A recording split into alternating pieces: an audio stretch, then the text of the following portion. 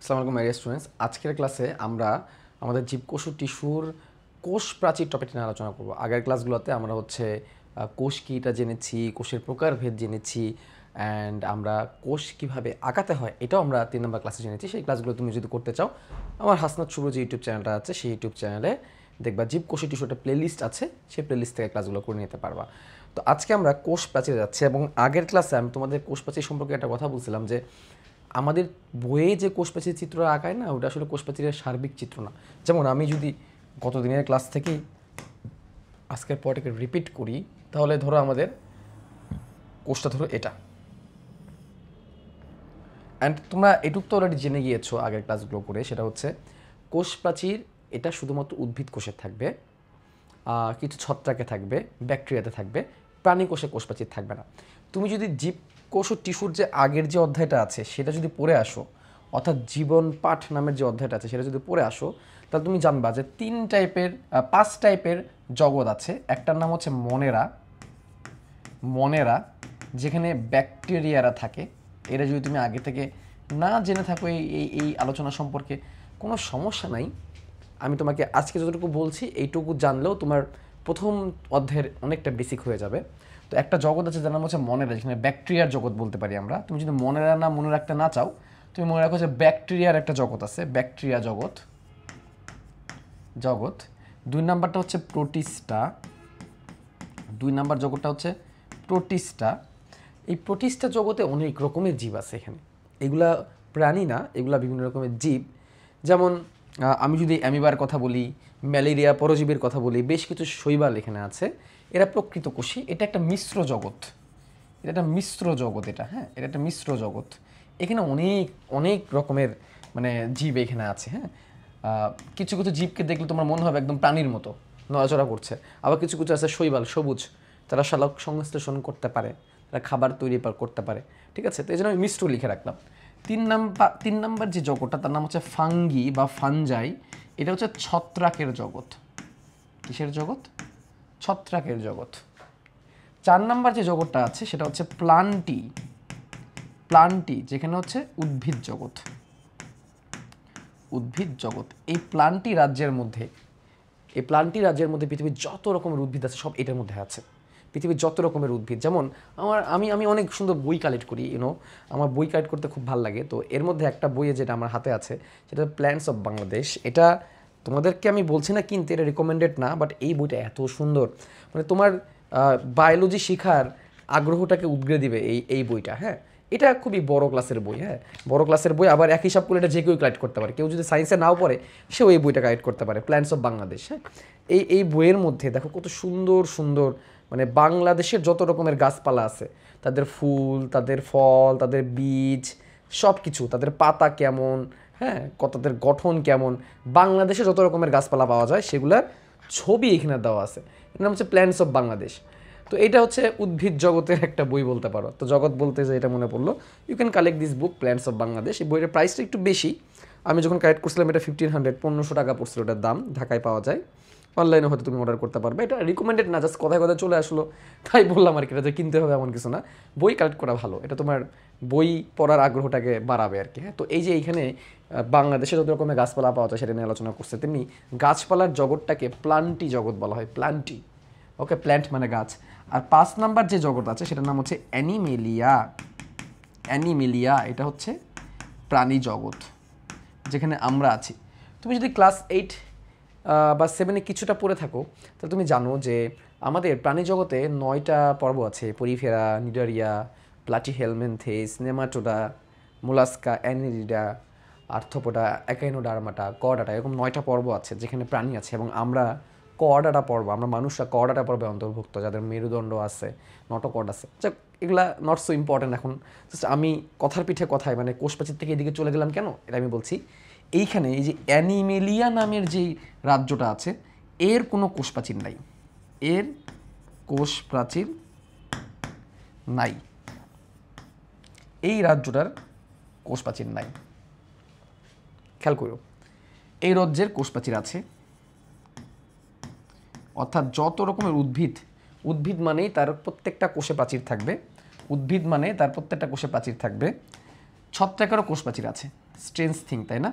আমরা যে সারা জীবন জেনে আসছি শুধু উদ্ভিদেরই কোষপ্রাচীর থাকে, এখন দেখছি না, কোষপ্রাচীর অনেকেরই আছে, প্রাণীর নাই, শুধু আমাদের নাই। তাছাড়া অন্যদের কোষপ্রাচীর আছে, ছত্রাকের কোষপ্রাচীর আছে।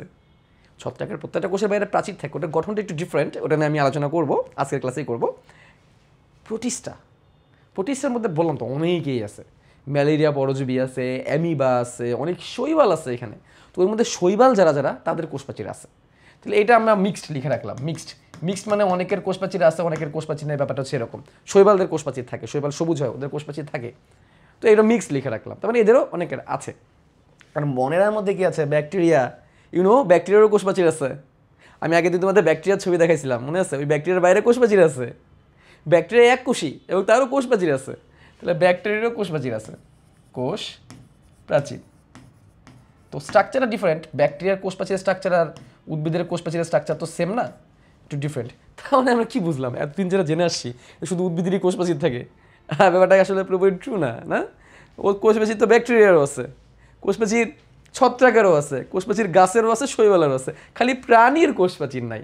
আর প্রোটিস্টার বেশ কয়েকটা আছে, ওদের নাই। তো প্রাণীর বাদে বাকি সবারই মোটামুটি কোষপ্রাচীর আছে। কোষপ্রাচীর আসলে কারো ইউনিক বৈশিষ্ট্য না, একক বৈশিষ্ট্য না, যা আমার আছে আর কারো নাই। উদ্ভিদ বলতে পারবে খুব গর্ব করে, ইয়েস আমারই কোষপ্রাচীর আছে, আর কে, তুমি কে, এরকম না ব্যাপারটা, অনেকেরই কোষপ্রাচীর আছে। ওকে, প্রাণীর নাই। তো আমরা আগের ক্লাসে ব্যাকটেরিয়া দেখছি, উদ্ভিদ কোষ দেখছি, ব্যাকটেরিয়া দেখছি। ব্যাকটেরিয়ার বাইরে কিন্তু কোষপ্রাচীর থাকে। তো আমরা যদি উদ্ভিদ কোষের দিকে চলে যাই, এটা যদি কোষের ঝিল্লি হয়, আর আমরা চলো বেগুন কালার দিয়ে নিউক্লিয়াসটা দিয়ে দিই, বেগুন কালার খুব ফেমাস হয়ে গেছে, তাই না? নিউক্লিয়াস মানে হচ্ছে বেগুন কালার। ওকে, তো তখন আমরা বাইরে এরকম একটা জড়ো কোষপ্রাচীর দিতে পারি। এই যে এরকম, আমি আগের ক্লাসে তোমাদের এঁকে দেখাইছি, এরকম কেন হয় সেটাও তোমাদেরকে বলছি। এই যে এখন এটাকে বলছে জড়ো কোষপ্রাচীর। জড়ো মানে কোষপ্রাচীরটা একটা জড়ো উপাদান, এটা জীবিত না। কোষের নিউক্লিয়াস কিন্তু জীবিত, নিউক্লিয়াসের ভিতরে অনেক ক্রিয়া কার্যকলাপ হয়, নিউক্লিয়াসের ভিতরে ডিএনএ আছে, রাইবোজোম প্রোটিন বানায়, সুতরাং সেও জীবিত, মাইটোকন্ড্রিয়া শক্তি বানায়, সেও জীবিত, রাইট? কিন্তু কোষপ্রাচীর যে উপাদান দিয়ে তৈরি, এগুলো জড়ো উপাদান। ইটস নট লাইক মৃত, শব্দটাকে আমরা মৃত বলবো না, এটা জড়ো উপাদান দিয়ে বলবো, জড়ো উপাদান, জীবিত না। তাহলে কোষপ্রাচীরটা জড়ো, কোষের একটা গুরুত্বপূর্ণ উপাদান কোষপ্রাচীর, এবং সেটা জড়ো। চিত্রটা এরকম হয় কেন এক্স্যাক্টলি, এটা আমি আগে তোমাদের বলছি যে অ্যাকচুয়ালি এইখানে একটা কোষ আছে, এখানে একটা কোষ আছে, এই যে, ঠিক আছে, এই যে এইদিকেও কোষ আছে অনেকগুলা, and you got the cell wall for everyone. প্রত্যেকের জন্য তুমি কি পাবা? কোষপ্রাচীর পাবা। লাস্টে কোষটা সুন্দর হয় না, শেপটা এটুকু দিয়ে দিলাম। প্রত্যেকের জন্য তুমি কোষপ্রাচীর পাচ্ছ, প্রত্যেকের জন্যই। সেটা কীভাবে? এই যে দেখো, এইভাবে তুমি দিয়ে দিতে পারো। আমি এটা আগের ক্লাসে ড্র করছি, আজকে আবার একটু রিক্যাপিচুলেশন করে দিচ্ছি।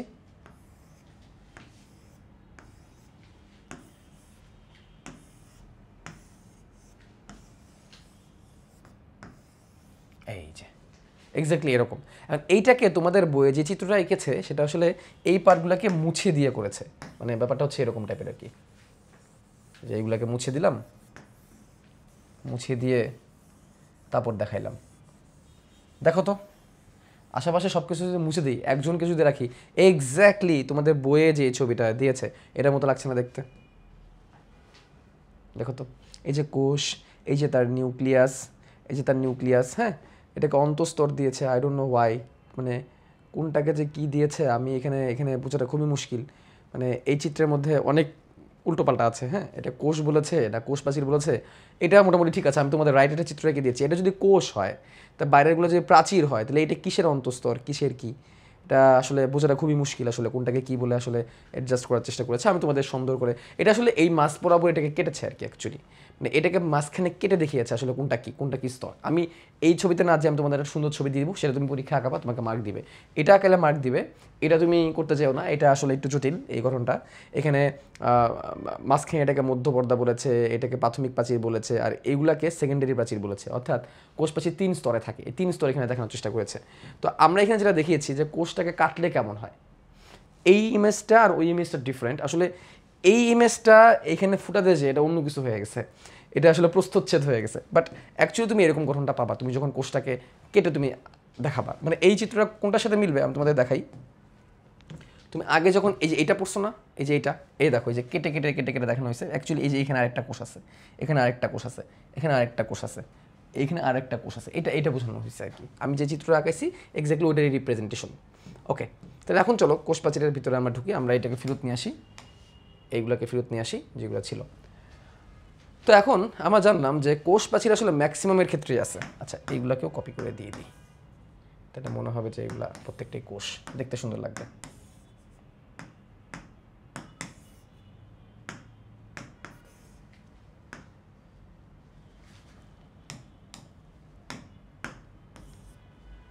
ওকে, তো এখন দেখো ব্যাপারটা যেটা হচ্ছে,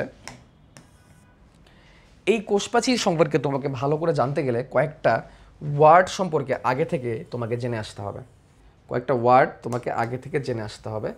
তার আগে আমি তোমাকে কোষপ্রাচীরের বেসিক স্ট্রাকচারটা চলো দেখিয়ে দিই, যে একটা বেসিক কোষপ্রাচীর দেখতে কেমন হয়। দেখো, কোষপ্রাচীরের প্রথমেই মাঝখানে থাকে একটা মিডিল ল্যামেলা বা একটা মধ্যপর্দা।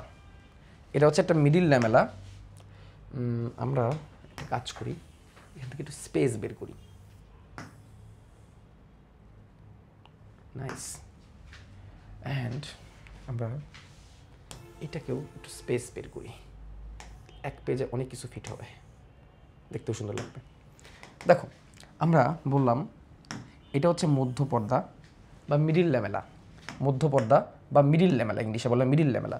কোষপ্রাচীরের মাঝখানে একটা পর্দা থাকে, একটা কমন পর্দা থাকে। একটা কোষপ্রাচীর 3 স্তরে থাকে। কয় স্তরে থাকে ভাইয়া? 3 স্তরে থাকে। এটা হচ্ছে মিডিল ল্যামেলা বা মধ্যপর্দা, মিডিল ল্যামেলা বা মধ্যপর্দা। এই মধ্যপর্দার সাথে তৈরি হয় প্রাথমিক প্রাচীর। এইভাবে, এই হচ্ছে প্রাথমিক প্রাচীর, এই হচ্ছে প্রাথমিক প্রাচীর, এই হচ্ছে আরেকটা প্রাথমিক প্রাচীর। প্রাথমিক প্রাচীরগুলো এক স্তর বিশিষ্ট হয়। কয় স্তর বিশিষ্ট হয়? এক স্তর, একটা লেয়ারে হয়। এই একটা,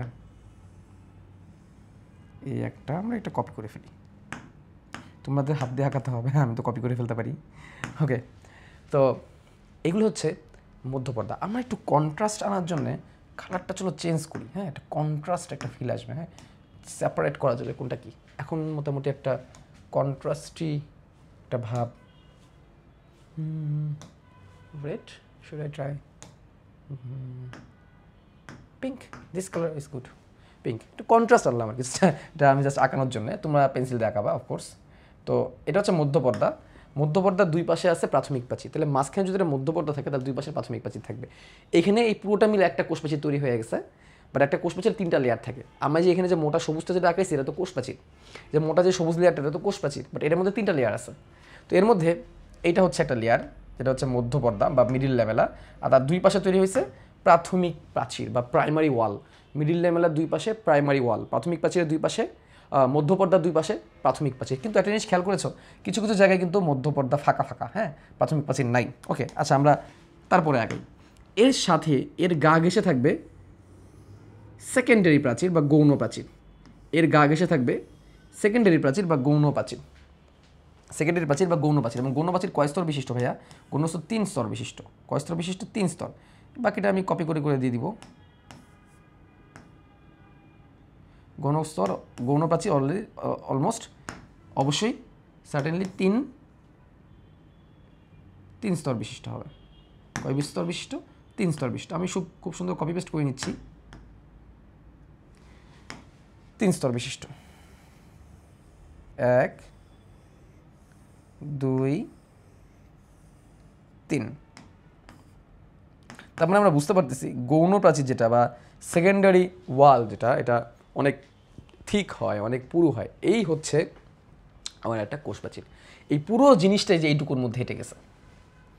ওকে, তো আমাদের বইয়ের মধ্যে যে চিত্রটা দেওয়া এটা এক্স্যাক্টলি এটাই দেখাইছে। খেয়াল করো, এখানে আমি মধ্যপর্দা কোনটা, যে ভিতরে যে ফাঁকা জায়গাটা হচ্ছে মধ্যপর্দা। খেয়াল করো, এই যে লেখা আছে মধ্যপর্দা বা মিডিল ল্যামেলা। তারপরে একটা স্তরে যে গাঢ় যে স্তরটা দুই পাশেই আছে, দেখো মধ্যপর্দা দুই পাশেই আছে, এই স্তরটা হচ্ছে প্রাথমিক প্রাচীর। আর তারপরে আমি একটু অন্য কালার যদি ইউজ করি, এই যে মোটা যে স্তরটা, এটা কোন স্তর? এটা হচ্ছে সেকেন্ডারি প্রাচীর বা গৌণ প্রাচীর, সেকেন্ডারি প্রাচীর বা গৌণ প্রাচীর, সেকেন্ডারি প্রাচীর বা গৌণ প্রাচীর। তাহলে এখানে যদি আমরা একটু আবার খেয়াল করি, তাহলে মাঝখানের যে স্তরটা, এই যে মাঝখানের যে স্তরটা মধ্যপর্দা, তারপরে এই যে স্তরটা এটা হচ্ছে প্রাথমিক প্রাচীর, মধ্যপর্দা, প্রাথমিক প্রাচীর, সরি এই যে স্তরটা এটা হচ্ছে প্রাথমিক প্রাচীর স্তর, প্রাথমিক প্রাচীর স্তর। অ্যান্ড দেন তারপর আছে গৌণ প্রাচীর। তো গৌণ প্রাচীর এখানে চিত্রটা অত ভালো করে ফোটা নাই, আমরা এই চিত্রটা ইউজ করব। এখন এই খেয়াল করো ভাইয়া, কোষগুলো তাহলে কোথায় আছে? এখন এটাই হচ্ছে ইম্পর্টেন্ট কোশ্চেন, তাহলে কোষগুলো কোথায় আছে? আমি এই ছবিটাকে একটু শ্রিঙ্ক করব, মানে একটু ছোট করব আটানোর জন্যে, একটু শ্রিঙ্ক করলাম, দুই পাশে একটু শ্রিঙ্ক করলাম, ঠিক আছে? শ্রিঙ্ক করার পরে এখন তোমরা একটা জিনিস খেয়াল করবা, এর দুই পাশে স্পেস আছে, তাই না? দুই পাশে কিন্তু স্পেস আছে। অ্যাকচুয়ালি কোষ গহ্বর, কোষ পর্দাটা মানে কোষের ঝিল্লিটা এইভাবে আছে, সরি এই যে ফাঁকা জায়গাটা না, এই ফাঁকা জায়গার মধ্যে ঢুকে আছে, ঢুকে থাকতে পারে, আবার ডাইরেক্ট এভাবে থাকতে পারে, এভাবে থাকতে পারে। দুইটা কন্ডিশনই হইতে পারে, দুইটা কন্ডিশনই হইতে পারে। ওকে, আমরা এই কন্ডিশনটা দেখতে যেহেতু খারাপ লাগছে, এটা মুছে দিই, আমরা আমরা এইভাবেই রাখি। তাহলে এদিকে দুইটা কোষ, দুইদিকে দুইটা কোষ, হ্যাঁ, দুইদিকে দুইটা কোষ, মাঝখানে কমনলি আছে হচ্ছে কোষ প্রাচীর। তাহলে এটা হচ্ছে কোষের নিউক্লিয়াস এবং এটা হচ্ছে কোষের নিউক্লিয়াস, দুইদিকে দুইটা কোষ। আর এইটা হচ্ছে তাহলে কি কোষের cytoplasm, cytoplasm, and this is also the cytoplasm of the cell. If this is the nucleus, এটা যদি নিউক্লিয়াস হয় তাহলে this is the cytoplasm and this is the cell wall. তাহলে দেখো দুইটা কোষের মাঝ বরাবর কোষ প্রাচীর আছে, অ্যান্ড এই যে কোষ ঝিল্লি, মানে দুইটা কোষ মানে দুইটা কোষ ঝিল্লি, এই সাদাটা হচ্ছে কোষ ঝিল্লি, তার মাঝখানে হচ্ছে কোষ প্রাচীর, তার মাঝখানে হচ্ছে কোষ প্রাচীর। যেমন এইখানে তুমি একটু খেয়াল করো, এই জায়গাটা দেখে তুমি ভালো করে বুঝতে পারবা। এই জায়গাটা তুমি যদি খেয়াল করো, এইটুকু জায়গা লুক, খেয়াল করো, মাঝখানে সবুজটা হচ্ছে কোষ প্রাচীর, এই সাদাটা হচ্ছে কোষ ঝিল্লি, এই সাদা হচ্ছে কোষ ঝিল্লি, রাইট? তাহলে মাঝখানে কোষ প্রাচীর, তার দুই দিকে দুইটা কোষ ঝিল্লি, এক্স্যাক্টলি এভাবেই থাকে, এভাবেই থাকে। এটা অনেক সময় ঠিক হয়, অনেক বেশি পুরু হয়, সেটা হিসাবটা আলাদা, বাট মাঝখানে তুমি খেয়াল করো, এই একটা কোষ প্রাচীর, তার দুই পাশে কোষ ঝিল্লি অর্থাৎ দুটো কোষ। তাহলে এটা যদি একটা কোষের সাইটোপ্লাজম হয়, এটা তাহলে একটা কোষের সাইটোপ্লাজম, মাঝখানে কমন পর্দা হচ্ছে কোষ প্রাচীর। তাহলে এখানেও সেম, মাঝখানে এইটুকু হচ্ছে কোষ প্রাচীর, যেখানে একটা আছে মধ্য পর্দা, একটা আছে প্রাথমিক প্রাচীর, এটা হচ্ছে গৌণ প্রাচীর, আর তার দুই পাশে দুটা কোষ এবং কোষ ঝিল্লি। এখন তোমার একটা জিনিস খেয়াল করছো, মাঝখানে এই জায়গাটা কিন্তু ফাঁকা। আমি যদি আবার এটাকে কপি করি, কপি করে যদি আমি এখানে নিয়ে আসি, তাহলে নিয়ে এসে একটু ঠিক করে দিই, আগে তো থিন করে ফেলছিলাম। তাহলে এখন যদি আমি লেবেলিং করি, তাহলে তুমি ভালো করে বুঝতে পারবা। তুমি পরীক্ষায় এই চিত্রে আঁকাবা, এটা হচ্ছে মধ্যপর্দা, হলুদটা হচ্ছে প্রাইমারি ওয়াল বা প্রাথমিক প্রাচীর, মাঝখানটা প্রাইমারি ওয়াল বা প্রাথমিক প্রাচীর, অ্যান্ড এই পাশেরটা সেকেন্ডারি ওয়াল বা গৌণ প্রাচীর, বাংলা ইংলিশ সব মিক্স করে ফেললাম। উপরটাকে মুখ্য প্রাচীর বলা উচিত ছিল। যাই হোক, মুখ্য প্রাচীর আর গৌণ প্রাচীর একই জিনিস। প্রাইমারি ওয়াল এক লেয়ারে, সেকেন্ডারি ওয়াল দুই লেয়ারে। আমি যদি কালার ম্যাচ করে দিই, you can understand more precisely. কালারটাকে দিয়ে দিলে তুমি আরও প্রিসাইজলি বুঝতে পারবা কোনটা কি, এবং তুমি আরও ভালো করে বুঝতে পারবা কোনটা কি। এখন দেখো, মাঝখানে কিছু কিছু জায়গা আছে যেখানে মধ্যপর্দা আছে শুধু, এখানে প্রাথমিক প্রাচীর আর গৌণ প্রাচীর নাই। এই জায়গাটা সেম, এই জায়গাটা প্রাথমিক প্রাচীর গৌণ প্রাচীর নাই, সেম এই জায়গাটা প্রাথমিক প্রাচীর গৌণ প্রাচীর নাই, শুধুমাত্র মধ্যপর্দা আছে, শুধুমাত্র পিঙ্ক আছে, প্রাথমিক প্রাচীর গৌণ প্রাচীরটা নাই। এই জায়গাটাকে বলে কূপ বা ইংলিশে বলা হয় পিঠ, বা কুয়া চিনি না আমরা? কুয়া গ্রামাঞ্চলে আমাদের অনেকেরই এখনও আছে কুয়া জিনিসটা কি? কুয়া জিনিসটা হচ্ছে গ্রামে পানি সংগ্রহের জন্য একটা জায়গা, যেটার ভিতরে পানি থেকে ওখান থেকে পানি তোলা হয়। তো এটা হচ্ছে পিঠ বা কূপ, বা এটা একটা কুয়ার মতো, যেখানে তুমি পড়ে গেলে তুমি শুধু খেয়াল করো, তুমি শুধু ওয়াল পাবা আর মাঝখানে হচ্ছে খালি মধ্যপর্দা পাবা। এই মধ্যপর্দাটা ধরো কুয়ার লাস্ট লিমিট, মানে একটা কুয়া কেমন হয়, ধরো এটা হচ্ছে মাটি আর এইরকম একটা গর্তের মতো থাকে, এটাকে আমরা কুয়া বলি। তাহলে এই যে গর্তটা, এটাকে আমরা কূপ বলতেছি, কূপ। এই যে এখানে একটা গর্তের মতো আছে, এটা কূপ। এই যে গর্তের একদম লাস্ট মেমেন্টটা হচ্ছে মধ্যপর্দা, অর্থাৎ গর্তের একদম লাস্টে কী পাওয়া যাচ্ছে? মধ্যপর্দা পাওয়া যাচ্ছে, আর কিছু পাওয়া যাচ্ছে না। তার মানে এই কূপে খালি মধ্যপর্দা আছে, আর কিছু নাই। এর মধ্যপর্দা যথেষ্ট পাতলা, প্রাথমিক প্রাচীর তার থেকে একটু মোটা, গৌণ প্রাচীর তো অনেক মোটা। কারণ গৌণ প্রাচীর যেটা সবুজ, এটা 3 লেয়ারে, প্রাথমিক প্রাচীর 1 লেয়ারে, মধ্যপর্দা অতটা বেশি পুরু না, অতটা বেশি ইয়ে না, এবং অনেকটা জেলির মতো। তো এই জন্য মধ্যপর্দা যে জায়গাটা এটা অনেক পাতলা হয়, অনেকটা নরম হয়। তো এখন যেটা সম্ভব হয়, দেখো এই মধ্যপর্দা এই কূপটা থাকার কারণে লাভটা কী হচ্ছে, দেখো এই দিক থেকে এই দিকে একটা যোগাযোগ সম্পন্ন করা যায়। এই দুই দিকে একটা কী সম্পন্ন করা যায়, যোগাযোগ সম্পন্ন করা যায়। খেয়াল করছো, এই যে দুইটা কোষের সাইটোপ্লাজম এই ফাঁকা জায়গা দিয়ে যোগাযোগ করতে পারে, কারণ এই জায়গাটায় প্রাথমিক প্রাচীর গৌণ প্রাচীর নাই, মাঝখানে খালি একটা মধ্যপর্দা আছে, খালি একটা মধ্যপর্দা আছে, আর কিচ্ছু নাই। তাহলে দুইটা কোষ মাঝামাঝি এই জায়গাটা দিয়ে কী করতে পারে, যোগাযোগ রক্ষা করতে পারে, মাঝে মাঝে যোগাযোগ রক্ষা করতে পারে, রাইট। তাহলে এই যোগাযোগটা কার মধ্যে, দুটা কোষের সাইটোপ্লাজমের মধ্যে। এই সাইটোপ্লাজম থেকে এই সাইটোপ্লাজমে জিনিস দেওয়া হয়। সাইটোপ্লাজম কি তোমরা তো জানো, কোষঝিল্লি দিয়ে ঘেরা, নিউক্লিয়াসের বাইরে যা আছে তাই সাইটোপ্লাজম। আবার বলতেছি, কোষঝিল্লি দিয়ে ঘেরা, নিউক্লিয়াসের বাইরে যা আছে তাই সাইটোপ্লাজম। তো এই সাইটোপ্লাজম টু সাইটোপ্লাজম সংযোগ করা হয়েছে এই মাঝখানের এই কূপের মাধ্যমে। তাহলে এই কূপটা, যেটার নাম কূপ, এই কূপটা কি তৈরি করছে দেখো তো, দুটা কোষের মাঝখানে একটা সংযোগ তৈরি করছে। তাহলে সাইটোপ্লাজমের জন্য আমরা ব্যবহার করলাম শব্দটা প্লাজমো। সাইটোপ্লাজম ব্যবহারের জন্য আমরা প্লাজমো শব্দটা ব্যবহার করলাম, প্লাজমো। একটা শব্দ হচ্ছে ডেজমো। ডেজমো মানে কি, ডেজমো মানে হচ্ছে সংযোগ। ডেজমো শব্দের অর্থ হচ্ছে কি, সংযোগ। প্লাজমো ডেজমো মানে কি, প্লাজমো মানে সাইটোপ্লাজম আর ডেজমো মানে সংযোগ। দুইটা সাইটোপ্লাজমের মাধ্যমে সংযোগ, দুইটা সাইটোপ্লাজমের মাধ্যমে সংযোগ। ডেজমোকে হাতও বলা হয়। ডেজমো শব্দের একটা হচ্ছে কি, ডেজমা শব্দের অর্থ একটা হচ্ছে হাত, এটা একটু মনে রাখতে পারো। ডেজমা শব্দের একটা অর্থ হচ্ছে হাত। ডেনমা না, ডেজমা শব্দের একটা অর্থ হচ্ছে হাত। তাহলে ডেজমা একটা অর্থ হাত, আর হাত দিয়ে কী করে আমরা সংযোগ তৈরি করি, যেভাবে সংযোগ তৈরি, তাহলে এটাকে যদি হাত চিন্তা করি, এটা যদি হাত চিন্তা করে সংযুক্তি হয়েছে, তাই না। তো প্লাজমো ডেজমো মানে কি, সাইটোপ্লাজমের সংযোগ। এখানে প্লাজমো শব্দটা আসছে সাইটোপ্লাজম থেকে, আর ডেজমো আসছে সংযোগ থেকে। তাহলে প্লাজমো ডেজমাটা, এটাকে আমরা বলবো প্লাজমো ডেজমা বা প্লাজমো ডেজমাটা, এক বচন আর বহু বচন। আমরা এটাকে প্লাজমো ডেজমো বলতে পারি বা প্লাজমো ডেজমাটা বলতে পারি। এটা একটা আণুবীক্ষণিক নালী। এটা কি একটা, প্লাজমোডেজমাটা হচ্ছে একটা, প্লাজমোডেজমাটা কি একটা আণুবীক্ষণিক নালী। আণুবীক্ষণিক নালী, হোয়াট ইজ আণুবীক্ষণিক নালী? খেয়াল করো, এই যে এইখানেই তো প্লাজমোডেজমা তৈরি হয়েছে, তাই না। খেয়াল করো, এই যে এইভাবে আর এইভাবে একটা নালীর মতো তৈরি হয়েছে না, খেয়াল করছো। এই যে কোষঝিল্লি দিয়েই সংযোগটা হয়ে যাবে সাইটোপ্লাজমের মাধ্যমে। এই কেন তৈরি হয়েছে, কূপটা থাকার কারণে।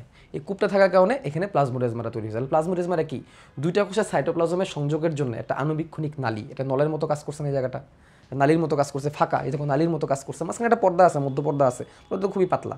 তাহলে প্লাজমোডেজমাটা হচ্ছে আণুবীক্ষণিক নালী, যেটা দুইটা কোষের সাইটোপ্লাজমের মধ্যে কি করে, পাশের কোষের সাথে যোগাযোগ রক্ষা করে, পানি আদান প্রদান করে, খনিজ পদার্থ আদান প্রদান করে। তো এই কোষ থেকে এই কোষে কিছু খনিজ পদার্থ আদান প্রদান হবে, এই কোষ থেকে এই কোষে কিছু পানি আদান প্রদান হবে, যোগাযোগ রক্ষা হবে এই প্লাজমোডেজমাটার মাধ্যমে। তাহলে প্লাজমোডেজমাটা হচ্ছে আণুবীক্ষণিক নালী, এর কাজকে যোগাযোগ রক্ষা করা। এর কাজ কি করা, যোগাযোগ রক্ষা করা, যোগাযোগ এবং আদান প্রদানের আণুবীক্ষণিক নালী।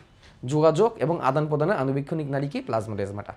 ওকে, তাহলে আমরা এইটুকু অনেক সুন্দর জিনিস জানলাম। আমরা জানলাম যে কোষ প্রাচীরের তিনটা স্তর থাকে, প্রাথমিক প্রাচীর, মধ্যপর্দা, প্রাথমিক প্রাচীর এবং গৌণ প্রাচীর।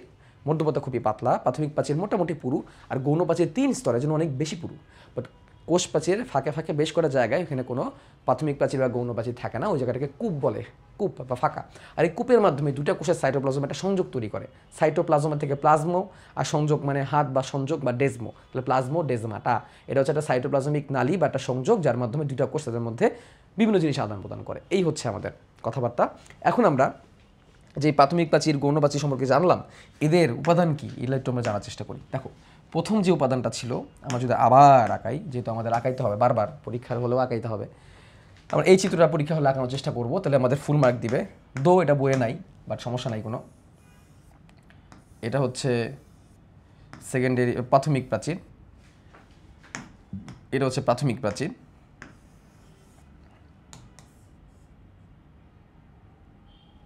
দিস ইজ দ্য প্রাথমিক প্রাচীর। মাঝখানে এটা হচ্ছে মধ্যপর্দা, আমরা একটু ফাঁকা রাখি,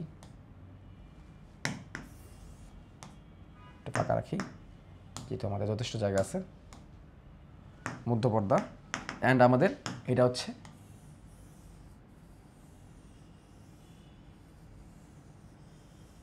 সেকেন্ডারি প্রাচীর।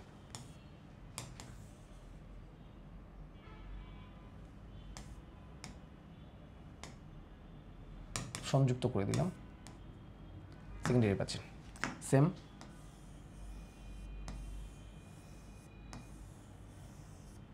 সেকেন্ডারি প্রাচীর, সেকেন্ডারি প্রাচীর।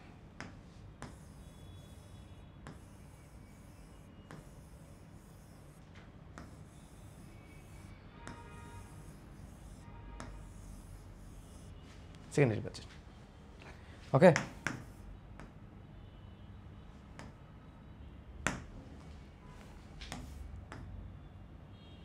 ডান। এখন আমাদের জানতে হবে কোনটা কি দিয়ে তৈরি। প্রথমে আসি মধ্যপর্দা।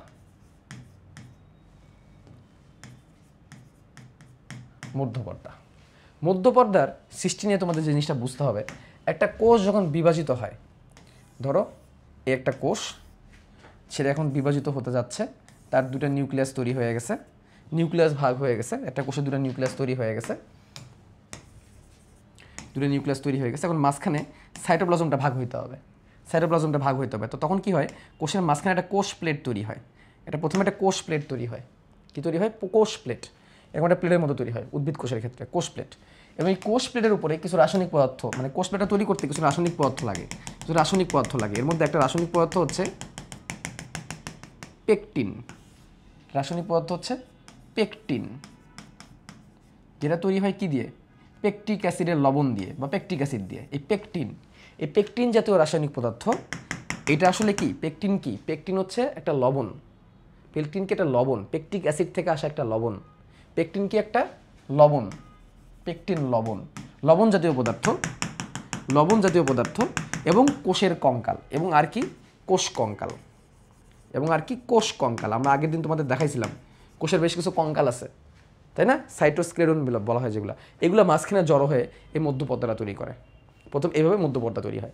মধ্যপর্দা তৈরি হওয়ার পরে কি হয়? মধ্যপর্দা তৈরি হয়ে গেল, ধরো মধ্যপর্দা তৈরি হয়ে গেল। এরপরে এটার উপরে এসে এই যে সেলুলোজ, হেমিসেলুলোজ, লিগনিন, পেকটিন, সুবিরিন, এগুলো জমা হওয়া শুরু করে, এগুলো জমা হওয়া শুরু করে, এগুলো জমা হওয়া শুরু করে, কিছু রাসায়নিক পদার্থ জমা হওয়া শুরু করে। এভাবে প্রাথমিক প্রাচীর এবং পরিশেষে গৌণ প্রাচীর তৈরি হয়। এভাবে প্রাথমিক প্রাচীর এবং গৌণ প্রাচীর তৈরি হয়। তাহলে আমরা কয়েকটা শব্দ আমরা এখানে উচ্চারণ করলাম। কি কি? সেটা হচ্ছে সেলুলোজ, হেমিসেলুলোজ, লিগনিন, পেকটিন আর সুবেরিন। ব্যাপারটা কি শোনো, আমরা একটু দেখাই। প্রথমে আসি cellulose. What is cellulose?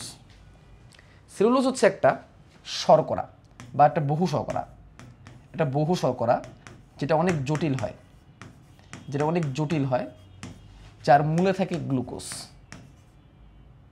Glucose তার মানে কি? আমরা গ্লুকোজের নাম তো শুনছি, তাই না? উদ্ভিদ এই গ্লুকোজটা তৈরি করে সালোক সংশ্লেষণ প্রক্রিয়ায়, নিজে নিজে তৈরি করে উদ্ভিদ, গাছ নিজে নিজে তৈরি করে। এটা সূর্য আলোর উপস্থিতিতে সালোক সংশ্লেষণ প্রক্রিয়ায় গ্লুকোজ তৈরি করে। এবং অনেকগুলো গ্লুকোজ একসাথে, অনেকগুলা 10,000 20,000 গ্লুকোজ একসাথে মিলে তারপরে একটা সেলুলোজ তৈরি হয়, এবং অসংখ্য সেলুলোজ মিলে কোষপ্রাচীরের গঠন তৈরি হয়। তাহলে সেলুলোজটা কি? অনেকগুলা গ্লুকোজ, এই জন্য এটাকে বহু শর্করা বলছে। অনেকগুলো গ্লুকোজ যখন একসাথে আসে তখন এটাকে বহু শর্করা বলে, কারণ গ্লুকোজ একটা শর্করা। গ্লুকোজেরটা কি? শর্করা। অনেকগুলো গ্লুকোজ একসাথে মিলে একটা জটিল স্ট্রাকচার তৈরি করে, ওটাকে বলা হয় গ্লুকোজ। এগুলো আমরা বড় ক্লাসে উঠলে আরও ডিটেলসে শিখবো, আমাদের জন্য আপাতত এটুকু যথেষ্ট। তারপরে আছে কি? হেমিসেলুলোজ। হেমিসেলুলোজ, হেমি মানে কি? হেমি মানে অর্ধেক, সেলুলোজ মানে এটা পুরোপুরি সেলুলোজের মতো না, অর্ধেক সেলুলোজ। এটা কেমন? এটাও একটা জটিল শর্করা, এটা একটা জটিল ও মিশ্র বহু শর্করা, জটিল ও মিশ্র বহু শর্করা। এটা আবার কেমন?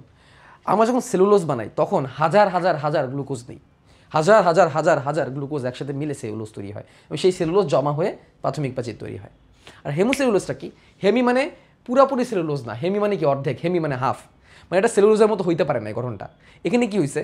অনেক রকমের শর্করা ব্যবহার হয়েছে। খেয়াল করো, সেলুলোজে বলছি শুধু গ্লুকোজ দিয়ে তৈরি, সেলুলোজটা শুধু গ্লুকোজ দিয়ে তৈরি, আর হেভি সেলুলোজটা অনেক রকমের শর্করা দিয়ে তৈরি। তো অনেক রকমের শর্করার নামগুলো আমি যদি তোমাদেরকে বলি, মানে এখানে এটা একটু বেশি বেশি হয়ে যায়, তারপরও আমি একটু তোমাদের সহজ করার জন্য বলতেছি। যেমন একটা শর্করার নাম হচ্ছে জাইলোস, একটা শর্করার নাম হচ্ছে অ্যারাবিনোস, ঠিক আছে, এগুলো মুখস্থ করা লাগবে না, জাস্ট আমি দিচ্ছি তোমাদেরকে জানার জন্য।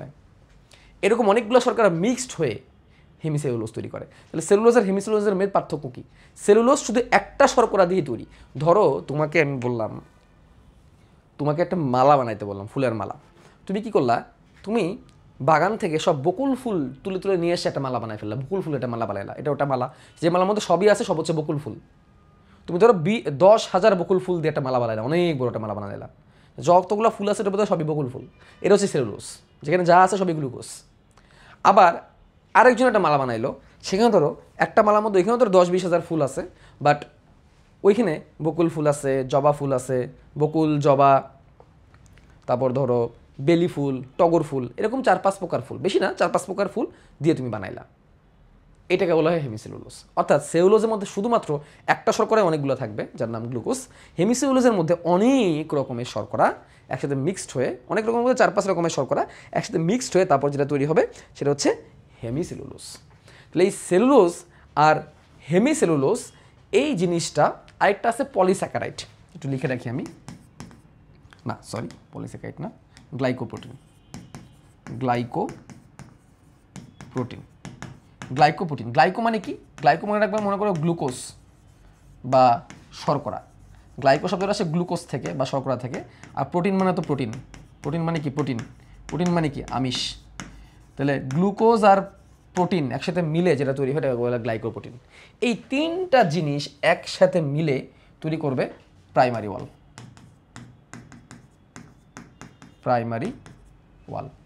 এই তিনটা জিনিস একসাথে মিলে তৈরি করবে প্রাথমিক প্রাচীর। এইগুলো একসাথে মিলিত হবে। তাহলে আমি আবার একটু রিক্যাপ করি পুরো জিনিসটা। প্রথমে একটা মধ্যপর্দা তৈরি হবে। কেমন তৈরি হবে? পেকটিন, লবণ, পেকটিক অ্যাসিড, পেকটিন, লবণ আর কিছু কোষের কঙ্কাল দিয়ে প্রথমে একটা মধ্যপর্দা তৈরি হবে। একটা কোষ পাত তৈরি হবে বা একটা কোষ প্লেট তৈরি হবে, ওটা মধ্যপর্দা হবে। সেই মধ্যপর্দার উপর সেলুলোজ, হেমিসেলুলোজ আর গ্লাইকোপ্রোটিন যুক্ত হয়ে তৈরি করবে প্রাইমারি ওয়াল।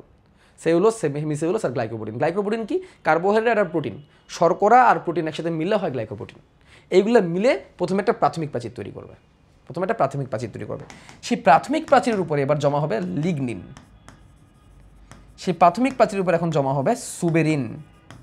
Lignin, suberin. সেই প্রাথমিক প্রাচীরের উপর জমা হবে লিগনিন, পেকটিন আর সুবেরিন। অ্যাকচুয়ালি লিগনিন আর সুবেরিন। ঠিক আছে, লিগনিন, সুবেরিন এবং আরও কিছু পদার্থ থাকতে পারে। ঠিক আছে, লিগনিন, সুবেরিন আরও কিছু পদার্থ থাকতে পারে। তাহলে দেখো, পেকটিন জিনিসটা হচ্ছে পেকটিন লবণ, আর এখানে হচ্ছে পেকটিক অ্যাসিড থাকে, হ্যাঁ। এবং এই জিনিসটা জেলির মতো। এই জিনিসটা কিসের মতো? জেলির মতো। এখানেও কিছু শর্করা থাকে, বাট এখানে পেকটিক লবণ, পেকটিক অ্যাসিড এগুলো বেশি থাকে। এই পেকটিক অ্যাসিডকে এটা পরে ফিউচারে আমরা শিখবো। আমরা যখন কেমিস্ট্রি যখন অ্যাসিড পড়বো, জৈব যৌগ যখন আমরা পড়বো কেমিস্ট্রিতে, তখন দেখবো যে অ্যাসিডের সাথে ক্ষার বিক্রিয়াগুলো লবণ তৈরি হয়। পেকটিক অ্যাসিড থেকে তুমি পেকটিক লবণ বানাইতে পারবা। ক্যালসিয়াম পেকটেট, ম্যাগনেসিয়াম পেকটেট, এগুলো হচ্ছে পেকটিক লবণ। ওইগুলা মিলিত হয়ে প্রথমে মধ্যপর্দা তৈরি করে। তাহলে এটা হচ্ছে মধ্যপর্দা তৈরি করবে। এটা কি তৈরি করবে? মধ্যপর্দা। এটা তৈরি করবে মধ্যপর্দা। মধ্যপর্দা তৈরি করবে পেকটিন। মধ্যপর্দা তৈরি করবে কি? পেকটিন। পেকটিন হচ্ছে লবণ জাতীয় পদার্থ, জেলির মতো। এই জন্য বলছিলাম মধ্যপর্দা পাতলা। কারণ সে তৈরি হচ্ছে শুধুমাত্র পেকটিন দিয়ে। কি হচ্ছে? পেকটিন দিয়ে। পেকটিন কিসের মতো? জেলি লাইক মানে কি? জেলির মতো। তারপরে সেলুলোজ, হেমিসেলুলোজ, গ্লাইকোপ্রোটিন জমা হয়ে তৈরি হলো প্রাথমিক প্রাচীর। আচ্ছা, প্রাথমিক প্রাচীরের কালারটা আমরা ভুল করছি, তাই না? প্রাথমিক প্রাচীরের কালারটা আমরা হলুদ দিয়ে করা উচিত ছিল। মধ্যপর্দার কালারটা আমাদের পুকি কালার, পিঙ্ক কালার দেওয়া উচিত ছিল। আর লিগনিন, সুবেরিন, এটাকে আমরা চলো এই কালার দিই। লিগনিন, সুবেরিনকে চলো আমরা গ্রিন কালার দিই, কারণ এখানে আমরা গৌণ প্রাচীর গ্রিন দিয়ে দিছি। লিগনিনকে আর সুবেরিন কি? দেখো, লিগনিন হচ্ছে, এটা গাছের যখন কাঠ তৈরি হয়, কাঠকে দৃঢ়তা দিতে হেল্প করে, পানির লিকেজ কমাইতে হেল্প করে। গাছের মধ্যে তো অনেক পানি প্রবাহ হয়, গাছ মাটি থেকে পানি নেয় না, ওই পানি যাতে লিক না হয়, গাছ থেকে বের হয়ে না আসে, এজন্য লিগনিন হেল্প করে। লিগনিন এটা জটিল অ্যারোমেটিক যৌগ। আমরা আপাতত এইটুকুই জানি, জটিল অ্যারোমেটিক যৌগ। লিগনিন নিয়ে অনেক কিছু আলোচনা করা যায়, আপাতত আমরা এইটুকু জানি লিগনিন হচ্ছে একটা জটিল যৌগ, একটা জটিল অ্যারোমেটিক যৌগ। ঠিক আছে, এটা জটিল অ্যারোমেটিক যৌগ। ঠিক আছে, যে জটিল অ্যারোমেটিক যৌগ নিয়ে আমরা ফিউচারে অনেক অনেক কিছু শিখতে পারবো, বাট আপাতত এটুকু জানলে চলবে। অ্যারোমেটিক যৌগ বুঝতে গেলে তোমাকে এখন জৈব যৌগ পড়তে হবে। ঠিক আছে, এটা পড়তে গেলে আমাদের কী পড়তে হবে, এটা আমাদের জৈব যৌগতে চলে যেতে হবে। তো এই জন্যে আমরা আপাতত এই লিগনিনের ভিতরে আমরা ঢুকতেছি না। আমরা যেটা জানলাম লিগনিনটা কী করতেছে, লিগনিনটা হচ্ছে গাছের কাঠ বা কাঠ জাতীয় যে পদার্থগুলো আছে সেই কাঠ জাতীয় পদার্থগুলোকে মানে দৃঢ়তা দিচ্ছে, অনেক কী দিচ্ছে, দৃঢ়তা দিচ্ছে, শক্ত করতেছে। ওকে, এবং এটা খুবই কমপ্লেক্স একটা যৌগ। হ্যাঁ, এখানে অনেক অ্যারোমেটিক যৌগ থাকে। এখানে অ্যারোমেটিক যৌগ কি এটা বুঝতে গেলে তোমাকে একটু বড় হইতে হবে, বেনজিন চক্র বুঝতে হবে, বেনজিন চক্র। আমি জাস্ট একটা সাইন দিয়ে দিই, এই সাইনটা, এই সাইন নিয়ে তুমি স্টাডি করো, এটাকে বেনজিন বলা হয়, বেনজিন। হ্যাঁ, বেনজিন, এটা নিয়ে তুমি স্টাডি করো, তাহলে তুমি এই লিগনিন কি, বেনজিন কি, অ্যারোমেটিক কি তখন শিখে যাবা। তো লিগনিন হচ্ছে এরকম অনেকগুলো বেনজিনের যৌগ, আপাতত এইটুকু জানলেই চলবে তোমার। আর সুবিরিন কি, সুবিরিন হচ্ছে ওয়াক্স বা মোম জাতীয় পদার্থ। সুবিরিন হচ্ছে ওয়াক্স বা মোম জাতীয় পদার্থ, ওয়াক্স বা মোম জাতীয় পদার্থ। লিগনিন, সুবিরিন এবং পাশাপাশি আরও অনেক বেশি সেলুলোজ টেলুলোজ এগুলো জমা হয়ে তারপরে তৈরি হয় সেকেন্ডারি প্রাচীর। এভাবে তৈরি হয়, এগুলো দিয়ে তৈরি হয় সেকেন্ডারি প্রাচীর, এভাবে তৈরি হয় সেকেন্ডারি প্রাচীর। সেকেন্ডারি প্রাচীর কী দিয়ে তৈরি হচ্ছে আমরা বুঝলাম তো, লিগনিন, সুবিরিন এগুলো দিয়ে আমাদের সেকেন্ডারি প্রাচীর তৈরি হয়েছে। নিচে লিখি আমরা।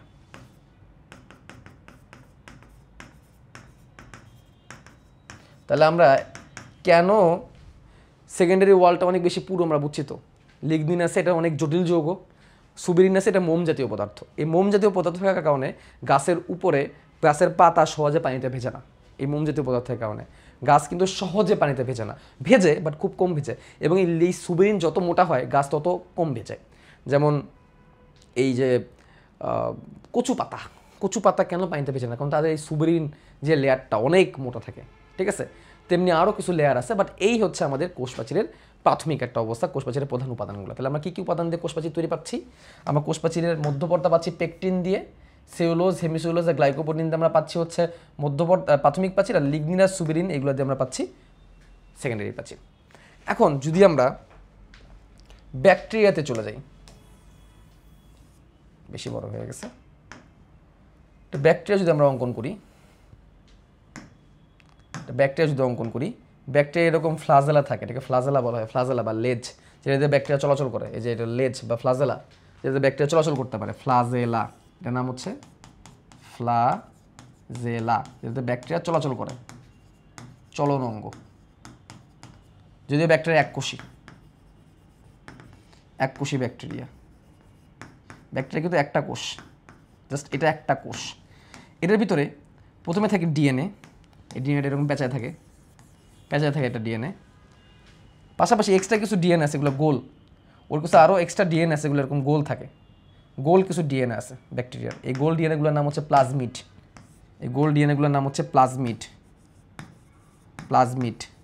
এগুলো গোল ডিএনএ। আর এটা হচ্ছে ব্যাকটেরিয়ার নর্মাল যে ডিএনএ থাকে, নর্মাল ডিএনএ। ব্যাকটেরিয়ার ভিতরে আর কিছু থাকুক আর না থাকুক, যেহেতু আদি কোষ, সুতরাং রাইবোজোম থাকবে, এগুলো হচ্ছে রাইবোজোম, রাইবোজোম। ব্যাকটেরিয়াতে কিন্তু রাইবোজোম ছাড়া কিচ্ছু নাই, শুধু রাইবোজোম আছে। এই হচ্ছে একটা বেসিক ব্যাকটেরিয়া। কিন্তু ভাইয়া আমি ফ্লাজেলাটাকে সরাই দিই, আপাতত দরকার নাই।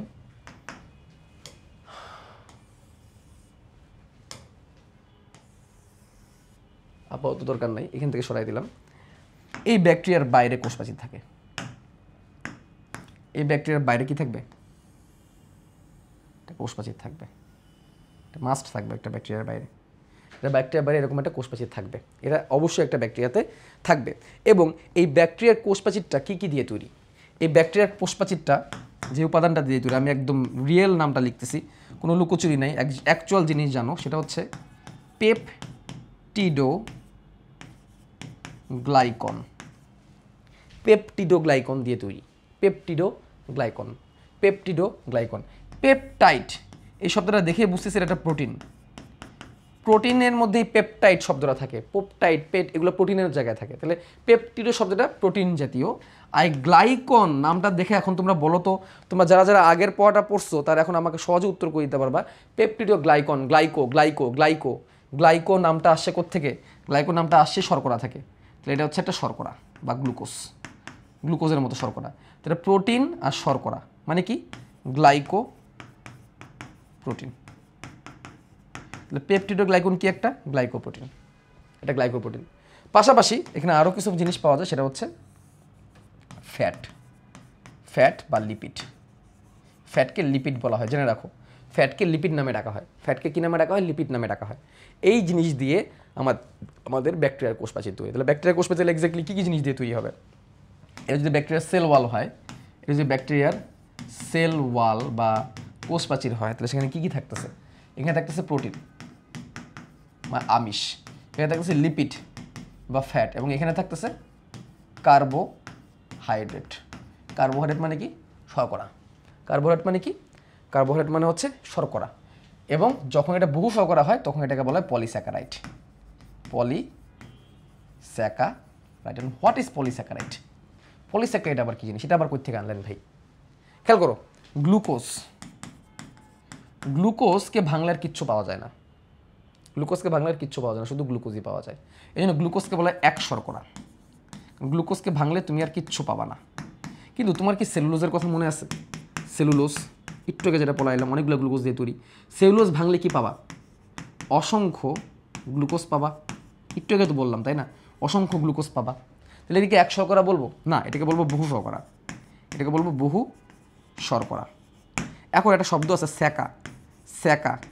এই স্যাকা হচ্ছে বাংলার স্যাকা খাওয়া না, এই স্যাকা শব্দের অর্থ হচ্ছে সুগার।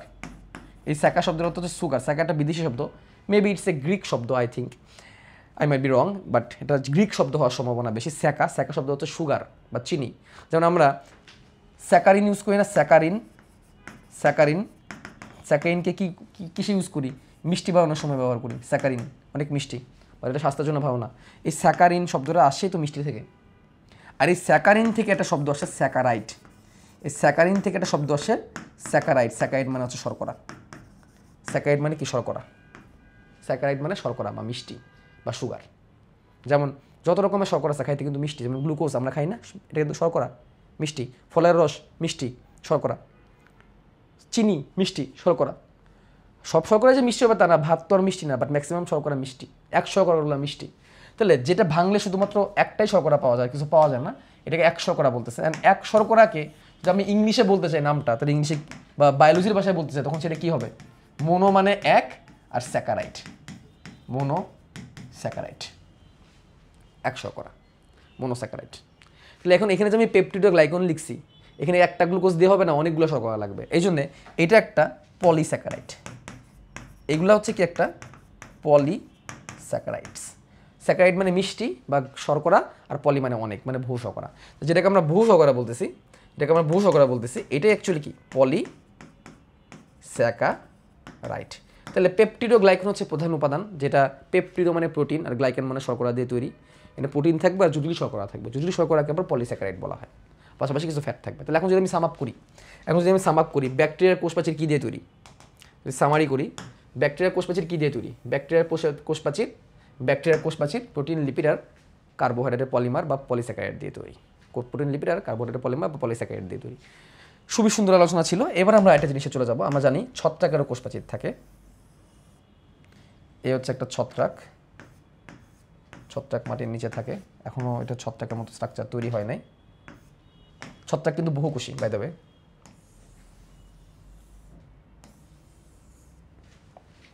It's a mushroom. এটা হচ্ছে একটা মাশরুম।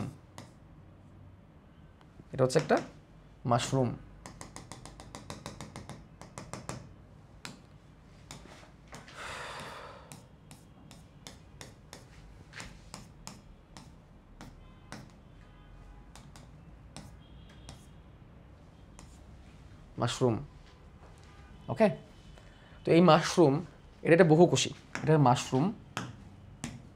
চিত্র কত সুন্দর করে তুমি চাইলে আঁকাইতে পারো, বা চিত্র আঁকাইতে গেলে, বায়োলজি শিখতে গেলে যে চিত্র আঁকাইতে হবে ব্যাপারটা এরকম না। চিত্র জাস্ট আঁকাইতে পারলেই হবে, চিত্র জাস্ট বুঝতে পারলেই হবে। চিত্র তো অত আর্টিস্টিক হওয়ার দরকার নেই। হ্যাঁ, শুভ্র ভাইয়ের মতো চিত্র আঁকাইতে হবে। শুভ্র ভাই তো একদিন ধরে পড়াচ্ছে না। আমি সেই 2017 সাল থেকে প্রফেশনালি বায়োলজি পড়াই। 18, 19, 20, 21, 22, 23, 24, 25, 8 বছর হয়ে গেছে। আর আমি নন প্রফেশনালভাবে জাস্ট মজার ছলে বায়োলজি পড়াইতাম বা সায়েন্স পড়াইতাম 2013 সাল থেকে 2014 সাল থেকে আমি এসএসসি পরীক্ষা পড়ার পর থেকে আমি এসএসসি পড়াই। আমি এসএসসি পরীক্ষা দিচ্ছি 2014 সাল থেকে, তখন থেকে আমি এসএসসি পড়াই। তার মানে এসএসসির এই বই আমি পড়াচ্ছি 2014 সাল থেকে, তার মানে ইটস 11 ইয়ার্স। তো 11 বছর ধরে একটা জিনিস পড়াচ্ছি। মাঝখানে অবশ্য অনেকদিন 9-10 পড়াই নাই, শুধু কলেজ পড়াইছি। তো কলেজ পড়াচ্ছি লাস্ট 8 বছর ধরে। তো স্বাভাবিক, একই জিনিস 8 বছর ধরে পড়াইতে পড়াইতে তো অবশ্যই চিত্র আঁকানোটা দক্ষতা আসবেই। তো তোমাদেরও আস্তে আস্তে আঁকাইতে আঁকাইতে ইজি হয়ে যাবে। মাশরুম এটা হচ্ছে ফাঙ্গি রাজ্যের অন্তর্ভুক্ত, ফাঙ্গি বা ছত্রাক রাজ্যের অন্তর্ভুক্ত, এবং এটা বহুকোষী। মাশরুম কিন্তু বহুকোষী, একটা কোষ দিয়ে তৈরি না। শুধুমাত্র আমি যদি আবার একদম প্রথম স্লাইডে চলে যাই, শুধুমাত্র এই মনেরা এটাই ছিল এককোষী ছিল, ব্যাকটেরিয়া। শুধু মনেরা এটাই এককোষী। হ্যাঁ, প্রোটিস্টা রাজ্যে কিছু এককোষী আছে, যেমন অ্যামিবা এককোষী। বাট এর পরে যারা আছে ফানজাই, প্লান্টিয়া, অ্যানিমিলিয়া, সবাই বহুকোষী। সবাই কি বহুকোষী? আচ্ছা, তাহলে ছত্রাকও বহুকোষী। ছত্রাকেরও কোষপ্রাচীর আছে, ছত্রাকেরও কি আছে? কোষপ্রাচীর আছে, এবং সেটা কাইটিন দিয়ে তৈরি। সেটা কি দিয়ে তৈরি? কাইটিন দিয়ে তৈরি। Chitin. What is chitin? What is chitin? Chitin কি? এটাই তো প্রশ্ন, তাই না? What is chitin? তোমাদের আরও একটা মজার জিনিস আমি তোমাদের বলি। তোমরা তো ঘাসফড়িং দেখছো, তাই না? বা আর্থপটা পর্ব দেখছো। আমি ঘাসফড়িংয়ের কথাই বলি, কারণ কলেজে তোমরা ঘাসফড়িং পড়বা। তো আমি যদি একটা ঘাসফড়িংয়ের কথা বলি,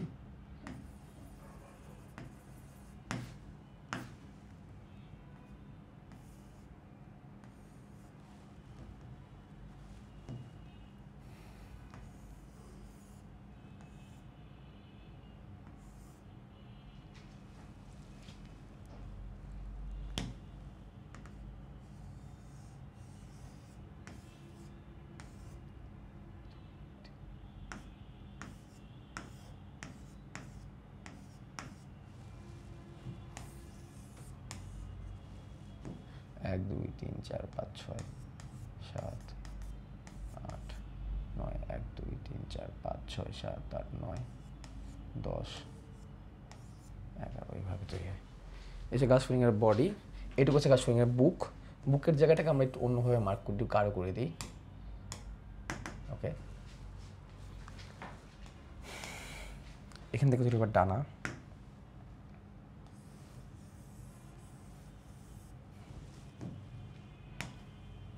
পেছনের ডানা দুটো বড়, সামনের ডানা দুটো পাতলা, পেছনের ডানা দুটো বড়।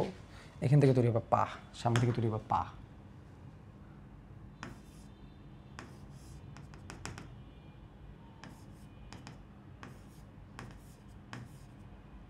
এই পাটা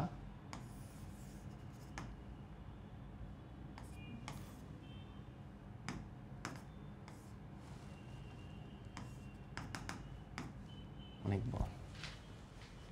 এই যে ঘাসফড়িং, নীল কালারটা ব্যবহার না করলে ভালোই হতো। এটা ঘাসফড়িং। ঘাসফড়িং কোন পর্বের প্রাণী জানো? ঘাসফড়িং হচ্ছে আর্থ্রোপোডা পর্বের প্রাণী। আর্থ্রোপোডা নাম তো শুনছো হয়তো, আর্থ্রোপোডা পর্ব। শুধু ঘাসফড়িং না, ঘাসফড়িং, তেলাপোকা, ফড়িং, প্রজাপতি, মৌমাছি, মাছি, পৃথিবীতে যত পোকা আছে সবই হচ্ছে আর্থ্রোপোডা পর্ব। এবং এই আর্থ্রোপোডা পর্বের প্রাণীদের বহিকঙ্কাল, বহিকঙ্কাল অর্থাৎ আর্থ্রোপোডা প্রাণীদের বহিকঙ্কাল। What is বহিকঙ্কাল? বাইরের ত্বক, বাইরের স্কিন, বা স্কিন সহজ ভাষায় বলতে পারি স্কিন, কাইটিন দিয়ে তৈরি, কাইটিন নির্মিত। আমরা যে কাইটিনের কথা বলতেছি, এই কাইটিন দিয়ে আর্থ্রোপোডা পর্বের বাইরের যে স্কিন সেটা তৈরি। অর্থাৎ আমি যেই এটা আঁকাইলাম, আমি যেই ছত্রাক বা মানে ঘাসফড়িংটা আঁকাইলাম, এই ঘাসফড়িংয়ের বাইরের যে স্কিন বলতে পারো, সহজ ভাষায় স্কিন, মানে আমি সহজভাবে বোঝানোর জন্য স্কিন বললাম আর কি। এটা পুরোপুরি কী দিয়ে তৈরি? কাইটিন দিয়ে তৈরি। কাইটিন এতটা গুরুত্বপূর্ণ, এবং বলা হয় পৃথিবীতে প্রাপ্ত জৈব যৌগের মধ্যে সবথেকে বেশি পরিমাণ থাকে হচ্ছে কাইটিন। সবথেকে বেশি পরিমাণ কি? কাইটিন।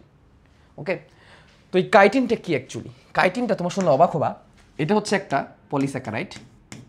এটা একটা পলিস্যাকারাইড। কাইটিনটা হচ্ছে কি একটা পলিস্যাকারাইড এবং নাইট্রোজেন ঘটিত, নাইট্রোজেন ঘটিত পলিস্যাকারাইড। ওটা নাইট্রোজেন দিয়ে তৈরি পলিস্যাকারাইড। অর্থাৎ এমন একটা শর্করা যেটা অনেকগুলা, যার মধ্যে অনেকগুলা নাইট্রোজেন আছে। নাইট্রোজেন ঘটিত পলিস্যাকারাইড হচ্ছে কাইটিন। ব্যাপারটা কি? আমি যদি গ্লুকোজ দিই, আমি যদি গ্লুকোজ নিই, অনেকগুলো গ্লুকোজ মিলে আমি সেলুলোজ বানাইতে পারবো, যেটা আমরা জানছি। অনেকগুলো গ্লুকোজ মিলে আমি স্টার্চ বানাইতে পারবো, যে ভাত আমরা খাই। ওকে, আবার গ্লুকোজের সাথে যদি আমি NH2 যুক্ত করি, NH2কে কী বলা হয়? অ্যামিনো মূলক। এটাকে অ্যামিনো মূলক বলা হয়, অ্যামিনো মূলক। আমরা জানি NH3 মানে হচ্ছে অ্যামোনিয়া, তাই না? অ্যামোনিয়া। তাহলে এই অ্যামোনিয়া থেকে যদি আমি একটা হাইড্রোজেন বাদ দিয়ে দিই, তাহলে এটা হয়ে যাবে কি? অ্যামাইনো মূলক। এটার যৌগটা মূলকে পরিণত হবে, অ্যামাইনো মূলক। তো আমি গ্লুকোজের সাথে অ্যামাইনো মূলক নিলাম অনেকগুলা, মানে অ্যামাইনো মূলক নিলাম একটা। এটার সাথে আরও কিছু জিনিস থাকে, বাট আমি সহজভাবে এটা মনে রাখি, গ্লুকোজ আর অ্যামাইনো মূলক। তাহলে এটার নাম হয়ে যাবে কি? গ্লুকোজ থাকবে, আর তখন তার নাম হয়ে যাবে গ্লুকোসামিন। তখন তার নাম হয়ে যাবে কি? গ্লুকোসামিন। কি নাম হয়ে যাবে? Glucose plus amine. খেয়াল করো, glucose plus amine, glucose plus amino, glucose plus amine, glucose plus amino বা অ্যামিন মানে গ্লুকোসামিন একসাথে করে ফেলো, গ্লুকোজ অ্যামিন, গ্লুকোসামিন। এই গ্লুকোসামিনের পলিমার হচ্ছে কাইটিন। অর্থাৎ অনেকগুলো গ্লুকোসামিন একটার পর যুক্ত হয়, তখন সেটা কাইটিন হয়ে যায়। বুঝছো? এই জন্য এটাকে বলছে যেহেতু অনেকগুলা গ্লুকোসামিনও তো একটা শর্করা, গ্লুকোজ একটা শর্করা, গ্লুকোসামিনও একটা শর্করা, জাস্ট অ্যামাইনো যুক্ত হয়েছে। তাহলে শর্করা অনেকগুলো হয়ে গেলে অনেকে কী বলা হয়? অনেকগুলো কী বলা হয়? বহু শর্করাকে ইংলিশে কী বলে বা বায়োলজিতে কী বলে? পলিস্যাকারাইড। স্যাকারাইড মানে শর্করা, পলি মানে অনেক। পলিস্যাকারাইড কীরকম? পলিস্যাকারাইড যার মধ্যে নাইট্রোজেন আছে, নাইট্রোজেন ঘটিত পলিস্যাকারাইড। এই নাইট্রোজেন NH2 আকারে থাকে। তো গ্লুকোজের সাথে নাইট্রোজেন যুক্ত হয়ে গেলে তখন হয় গ্লুকোসামিন, অনেকগুলো গ্লুকোসামিন মিলে তৈরি হয় কাইটিন। আর এই কাইটিন দিয়েই ছত্রাকের কোষপ্রাচীর তৈরি, ছত্রাকের বাইরের কোষপ্রাচীর এই কাইটিন দিয়ে তৈরি। আর এই সকল জিনিস দেখতে গেলে তোমার মাইক্রোস্কোপ লাগবে, ইলেকট্রন মাইক্রোস্কোপ লাগবে। হ্যাঁ, তাহলে আমরা আজকে অনেক কিছু পড়লাম। আমরা যদি এখন বইয়ের মধ্যে ঢুকি, কোষপ্রাচীর খুবই অল্প জিনিস পড়ছি আসলে। কোষপ্রাচীর উদ্ভিদ কোষের অন্যতম গুরুত্বপূর্ণ বৈশিষ্ট্য, এটা MCQতে আসে। উদ্ভিদ কোষের সবথেকে গুরুত্বপূর্ণ বৈশিষ্ট্য কি? কোষপ্রাচীর। ভাই তোমার প্রত্যেকটা লাইন মনে রাখবা, বইয়ের প্রত্যেকটা লাইন শিখে ফেলবা। আমি তোমাকে যেভাবে শেখাচ্ছি বইয়ের কোনো লাইন বাদ থাকবে না ইনশাল্লাহ। দেখো, এটি মৃত বা জড় বস্তু দিয়ে তৈরি, এটা কোনো জীবিত বস্তু দিয়ে তৈরি না, মৃত বা জড় বস্তু দিয়ে তৈরি, এটা মনে রাখতে হবে। প্রাণী কোষে কোষপ্রাচীর থাকে না, এটা আমরা দেখছি। শুধু প্রাণী কোষে নেয়, বাকি সবারই আছে মোটামুটি। কোষপ্রাচীর রাসায়নিক গঠন বেশ জটিল। এতে এই যে মুখস্থ একদম মুখস্থ, এটা অনেক গুরুত্বপূর্ণ, যেন আমরা এটা অন্য কালি দিয়ে ইউজ করি। চলো, এটার জন্য আমরা পুকি কালার ইউজ করি, পুকি কালার পিঙ্ক। এতে সেলুলোজ, হেমিসেলুলোজ, লিগদিন, পেকটিন, সুবেরিন নামক রাসায়নিক পদার্থ থাকে। এখন তুমি সবগুলোর মিনিং জানো। পেকটিন হচ্ছে পেকটিক লবণ, আর পেকটিক অ্যাসিড দিয়ে তৈরি পেকটিন লবণ, যেটা জেলির মতো। সেলুলোজ আর হেমিসেলুলোজ আর গ্লাইকোপ্রোটিন, লেখেই না গ্লাইকোপ্রোটিন কথাটা যদিও, এগুলো মিলিত হয়ে তৈরি হয় প্রাথমিক প্রাচীর। আর লিগনিন আর সুবেরিন মোম জাতীয় পদার্থ আর পলিমার জাতীয় পদার্থ, এটা দিয়ে তৈরি হয় সেকেন্ডারি প্রাচীর। তবে খেয়াল করো, ব্যাকটেরিয়ার কোষ প্রাচীর প্রোটিন, লিপিড আর পলিস্যাকারাইড দিয়ে তৈরি। দেখছি আমরা, পলিস্যাকারাইড মানে বহু শর্করা, লিপিড আর প্রোটিন। আর ছত্রাকের কোষ প্রাচীর কাইটিন দিয়ে তৈরি। ভাই এই লাইনগুলো তোমাকে কলেজে উঠলেও শিখতে হবে। এই যেটুকু লাইন আমি এই যে পুকি কালার দিয়ে গাইলাম, তুমি কলেজে উঠলেও এই লাইনগুলো তোমাকে শিখতে হবে, কলেজেও আসবে এই লাইনগুলো। আচ্ছা, তারপরে দেখি প্রাথমিক প্রাচীরটি এক স্তর বিশিষ্ট, আমরা দেখছি। মধ্যপর্দার উপর প্রোটোপ্লাজম থেকে নিঃসৃত কয়েক ধরনের রাসায়নিক পদার্থ জমা হয়ে গৌণ প্রাচীর তৈরি হয়। এই লাইনটা কলেজে উঠলে ভুল প্রমাণ হবে কলেজে উঠলে, আমি বলে রাখলাম তোমাকে, কলেজে উঠলে এই লাইনটা চেঞ্জ হয়ে যাবে। মধ্যপর্দার উপর, চিনছো তো মধ্যপর্দা যেটা ছিল, প্রোটোপ্লাজম থেকে কিছু পদার্থ, এই যে আমরা আঁকাইছিলাম যে মধ্যপর্দা, এটা ছিল মধ্যপর্দা। প্রোটোপ্লাজম মানে কি? যে কোষের যে জীবিত উপাদানকে প্রোটোপ্লাজম বলে। এটা হচ্ছে সাইটোপ্লাজম, যেখানে নিউক্লিয়াস নাই, প্রোটোপ্লাজম যেখানে নিউক্লিয়াস আছে। সহজ হিসাবে আমি বলি, কোষের মধ্যে কোষপ্রাচীরের ভিতরে যা আছে সবই প্রোটোপ্লাজম, যা জীবিত আছে সবই প্রোটোপ্লাজম। ওকে, সেখান থেকে নিউক্লিয়াস বাদ দিয়ে দাও, কোষঝিল্লির ভিতর যা পাবা তা সাইটোপ্লাজম। আবার বলি, এটা আমি নেক্সট দিন আবার আলোচনা করব। কোষের ভিতরে জীবিত যা পাবা তা প্রোটোপ্লাজম, সেখানে কোষঝিল্লি থাকবে, নিউক্লিয়াসও থাকবে, সাইটোপ্লাজমও থাকবে। নিউক্লিয়াস বাদ দিয়ে দিবা, তাহলে যা থাকবে কোষঝিল্লির ভিতরে ওটা হচ্ছে সাইটোপ্লাজম। ঠিক আছে? তাহলে এই প্রোটোপ্লাজম থেকে কিছু পদার্থ এসে কয়েক ধরনের রাসায়নিক দ্রব্য জমা হয়ে ক্রমশ গৌণ প্রাচীর তৈরি করে। তাহলে প্রাথমিক প্রাচীর কই গেল? মধ্যপর্দার কথা না হয় বুঝলাম, ঠিক আছে।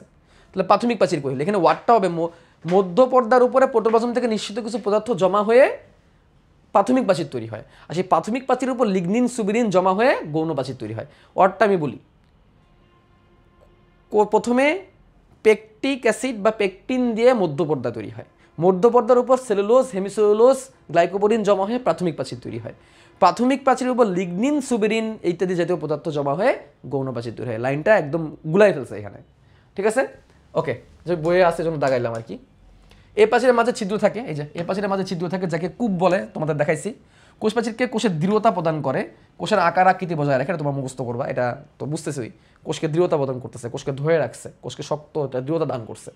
গাছ তো সারাদিন দাঁড়ায় আছে, তাহলে একটা তার দৃঢ়তা লাগবে না, আর কোষের আকার আকৃতি ঠিক করতেছে, এটা এমনি মনে থাকে। পাশের কোষের সাথে প্লাজমোডেজমাটা সৃষ্টির মাধ্যমে যোগাযোগ রক্ষা করে এবং পানি ও খনিজ লবণ চলাচল করে। এই প্লাজমোডেজমাটার মিনিং হয়তো তোমরা কখনো ভুলবা না। প্লাজমো মানে সাইটোপ্লাজম বোঝানো হয়েছে, আর ডেজমা মানে হাত বা সংযোগ, অর্থাৎ সাইটোপ্লাজমের সংযোগ, এটা নালী, যেটা হচ্ছে প্লাজমোডেজমাটা বলা হয়, যেটা তোমাদেরকে আমি এই যে এখানে দেখাইছি, এই যে প্লাজমোডেজমাটা এইভাবে তৈরি হয়। দুটো কোষের মাঝখানে কি তৈরি হয়? এটা সংযোগ তৈরি হয়, যে প্লাজমোডেজমাটা। প্লাজমোডেজমাটা কি? যোগাযোগ আর আদান প্রদানের জন্য আনুবীক্ষণিক নালী, যেটা দুটো কোষের সাইটোপ্লাজমের মধ্যে সংযোগ রক্ষা করে। ঠিক আছে, হচ্ছে প্লাজমোডেজমাটা। তো হয়ে গেল। এখন প্রোটোপ্লাজমটা দেখি আসলে কি। দেখো, কোষের ভিতরে যে অর্ধস্বচ্ছ, মানে পুরাপুরি ক্রিস্টাল না, পুরাপুরি মানে ক্লিয়ার না, থকথকে জেলির মতো বস্তু থাকে, তাকে প্রোটোপ্লাজম বলে। কোষঝিলি দিয়ে ঘেরা সব কিছুই প্রোটোপ্লাজম, এমনকি কোষঝিলি নিজেও প্রোটোপ্লাজমের অংশ। কোষঝিলি ছাড়াও এখানে আছে সাইটোপ্লাজমের অঙ্গাণু এবং নিউক্লিয়াস। তাহলে আমি এই পুরো লাইনটা তো দাগাই ফেললাম, এবং তোমাদের আমি একটু মিনিংটা সহজে বলে দিই। হোয়াট ইজ তাহলে প্রোটোপ্লাজম? প্রোটোপ্লাজম क्या है? क्या है প্রোটোপ্লাজম? প্রোটোপ্লাজম, প্লাজম শব্দটা আসে প্লাজমা থেকে। প্লাজমা মানে হচ্ছে জেলির মতো পদার্থ, জেলি। পুরো জেলি হলে কি এটা পুরোপুরি স্বচ্ছ হবে? বলো, পানি যেরকম স্বচ্ছ, জেলি কি পুরোপুরি স্বচ্ছ ভাইয়া? মোটেও না। তাহলে পানি যেরকম স্বচ্ছ, জেলি কিন্তু পুরোপুরি স্বচ্ছ না, এটা হচ্ছে অর্ধ স্বচ্ছ। অর্ধ স্বচ্ছ মানে পুরোপুরি স্বচ্ছ না, জেলি অর্ধ স্বচ্ছ। আর প্রোটো শব্দটা হচ্ছে আদি, প্রোটো শব্দটা হচ্ছে আদি, আদি বা পুরানো, পুরানো, আদি বা পুরানো। তাহলে পুরাতন প্লাজমা এরকম টাইপের জিনিস। এটা মানে কি? মানে প্রোটোপ্লাজম জিনিসটা কোষের মধ্যে অনেক আগে থেকেই থাকে। একটা কোষ যখন তৈরি হয়, তখন প্রোটোপ্লাজমটা আগের কোষ থেকে ধার নিয়ে ফেলে। ঠিক আছে, এটা প্রোটোপ্লাজম খুবই পুরাতন একটা জিনিস, এভাবে নামটা আসছে। ঠিক আছে, যাই হোক, নামের ভাঙন করে ফেললাম, বাট এই ভাঙিয়ে কোনো লাভ হলো না আসলে, এই নাম ভেঙেও আসলে লাভ নেই। যাই হোক, যেটা বলতেছিলাম, আসো ধরো আমরা একটা কোষ ঝিল্লি আঁকাইলাম, এই কোষের বাইরে একটা প্রাচীর দিয়ে দিলাম। এখন কোষের প্রাচীর আমরা যেভাবে ইচ্ছা এইভাবে আঁকাইতে পারি, এটাই ধরো কোষ প্রাচীর। এখন আর কোষ প্রাচীর আমাদের বইয়ের মতো করে আঁকাইতে হবে এমন না, আমরা জানি যে পাশে একটা কোষ আছে, সেখানে প্রাচীর আছে, দ্যাটস ইট। এটা হচ্ছে কোষ, তার ভিতরে প্রাচীর। তার ভিতরে আমরা এখন একটা ঘন বেগুন কালার দিয়ে একটা নিউক্লিয়াস দিয়ে দিব, নিউক্লিয়াস দিয়ে দিব।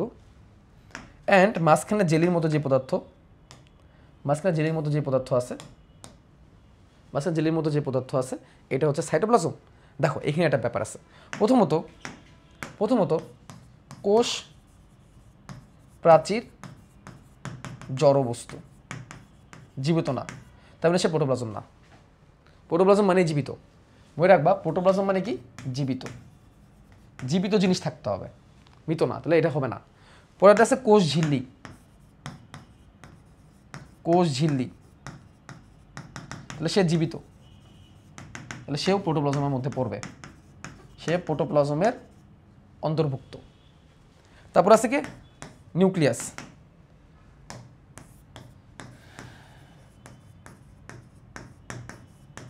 সেও জীবিত, তাহলে সেও কার মধ্যে পড়বে? প্রোটোপ্লাজমের মধ্যে পড়বে। এখন এই কোষের মধ্যে তো আরো অনেক কিছু আছে, যেমন মাইটোকন্ড্রিয়া। কোষের ভিতরে আর কি আছে?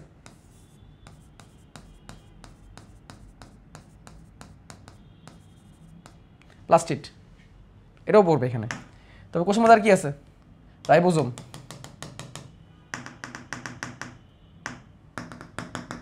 রাইবোজোম, এটাও কিসের মধ্যে পড়বে?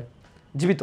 এগুলো প্রোটোপ্লাজমের মধ্যে পড়বে। আবার কোষের মধ্যে কিছু জড় বস্তু আছে, কোষ গহ্বর আছে, বড় বড় কোষ গহ্বর আছে, কিছু ময়লা আবর্জনা আছে, কিছু বর্জ্য আছে, কিছু ওয়েস্ট পদার্থ আছে, যেগুলো জড়।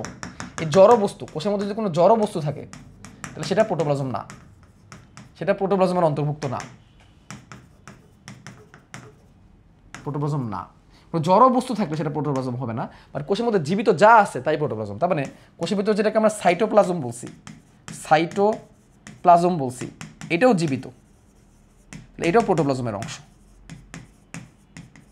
তাহলে আমরা বলতে পারি কোষ ঝিল্লি দিয়ে ঘেরা ভিতরে জীবিত যা আছে, ইভেন কোষ ঝিল্লি নিজেও প্রোটোপ্লাজম। তাহলে কোষ ঝিল্লি, সাইটোপ্লাজম, নিউক্লিয়াস যা জীবিত তাই প্রোটোপ্লাজম। আর এখান থেকে কিছু নিউক্লিয়াস বাদ দিয়ে দিই, তাহলে এই কোষ ঝিল্লির ভিতরে যা আছে তা হচ্ছে সাইটোপ্লাজম। তাহলে অ্যাকচুয়ালি আমরা বলতে পারি কোষ ঝিল্লির ভিতরে নিউক্লিয়াস বাদে যা আছে তাই সাইটোপ্লাজম। তাহলে নিউক্লিয়াসটাকে বাদ দিব, তাহলে তা হচ্ছে সাইটোপ্লাজম।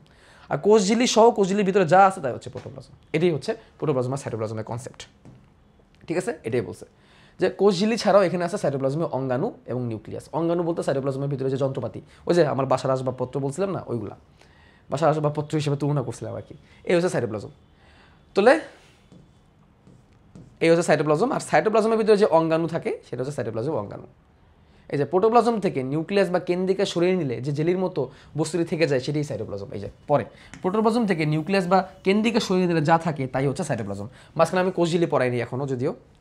এই সাইটোপ্লাজমের মধ্যে অনেক ধরনের অঙ্গাণু থাকে, এদের প্রত্যেকের কাজ আলাদা, একটা উপর নির্ভরশীল। কোনোটার বাইরে পর্দা থাকে, কোনোটার বাইরে পর্দা থাকে না। এই অঙ্গাণুগুলোর কোনোটির বাইরে পর্দা আছে, কোনোটির বাইরে পর্দা নাই। ঝিল্লি মানে কি? পর্দা। যাই হোক, এগুলো আমরা পরে দেখবো ইনশাল্লাহ। এই লাইন অত গুরুত্ব নয়, জাস্ট বুঝাই দিলাম আর কি। প্রথম লাইনটা পড়তে পারো, এই লাইনটা গুরুত্বপূর্ণ। এটা গুরুত্বপূর্ণ লাইন না, আমি জাস্ট বোঝানোর জন্য বলছি। ঝিল্লি মানে পর্দা, ঠিক আছে? আর কোষঝিল্লি আমরা পরে পড়বো। কোষঝিল্লি অনেক কিছু আমরা পড়েও ফেলছি আসলে। কোষঝিল্লি অনেক কিছু আমরা আগের দিন পড়ে ফেলছি। আজকে আর কোষঝিল্লিতে আমি ঢুকবো না, কোষঝিল্লি আমরা আস্তে ধীরে আগাবো, ঠিক আছে? তাহলে আজকে আমাদের কোষ প্রাচীর, প্রোটোপ্লাজম আর সাইটোপ্লাজমের অঙ্গাণুগুলো আমরা জানলাম। নেক্সট ক্লাসে আমরা কোষঝিল্লি আমরা প্রথম দিকে পড়ছি, কিন্তু যে কোষঝিল্লি ভাঁজ হয়, মাইক্রো, ভিলাই, অভিক্ষেপ, এগুলো অনেক কথাবার্তা হয়েছে, ঠিক আছে? অনেক কথাবার্তা হয়েছে।